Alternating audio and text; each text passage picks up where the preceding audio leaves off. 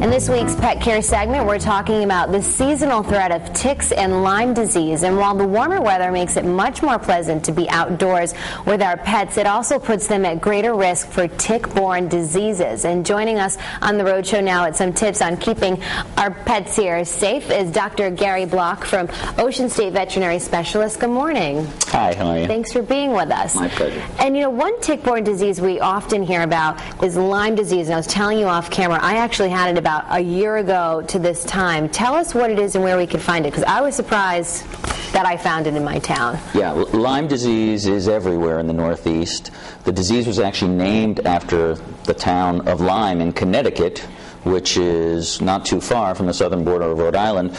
But every state in the Northeast has Lyme disease, and Rhode Island is one of the most commonly found states where Lyme disease is identified in both dogs and in people.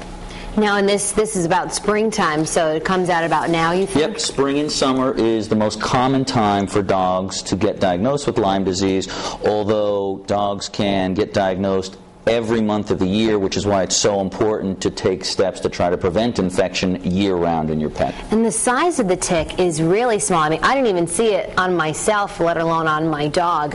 What are other signs people can look for if you don't see the tick or that spot? That's one of the problems, is that the tick itself, even the adult tick, is about the size of a poppy seed, and the immature tick, the larva or nymph, are about the size of a period on a piece of paper.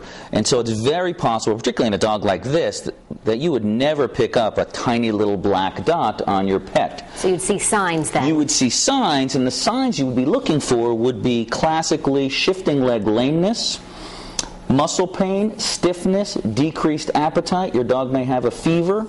And in rare cases, which is why we take Lyme disease so seriously, animals can develop kidney failure or heart disease. So it's something you'd notice probably right away when you know your pet who's active and right. sluggish. Fortunately, most cases of Lyme disease have a fairly classic presentation that your veterinarian is going to be able to identify and treat effectively. Now, if your pet does have it, we can't catch it from our pet, so I probably didn't get it from my dog, right? Correct, yes. Common misconception. If your dog is infected with Lyme disease, you are not going to get Lyme disease directly from your dog. But what that does mean is that potentially infected ticks are in the same environment that you share with the dog, so there's no reason that both you and the dog can't get infected from ticks who are in the area. Okay, so something to check for both of us, for ourselves and our pets. And the best way to prevent it, really quick?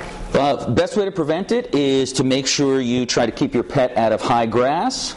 After they go on a walk in the woods or outside, that you check them for ticks, you brush them, and there are a number of excellent products you can get from your veterinarian that are generally very safe and effective to try to prevent the infection from occurring. Perfect. Perfect time of year to learn all of this. Thank you so much. Thank you. And of course, we'll put your contact information on our website if anyone out there has any more questions, and they can reach their vets directly. And of course, check out our website on foxprovidence.com.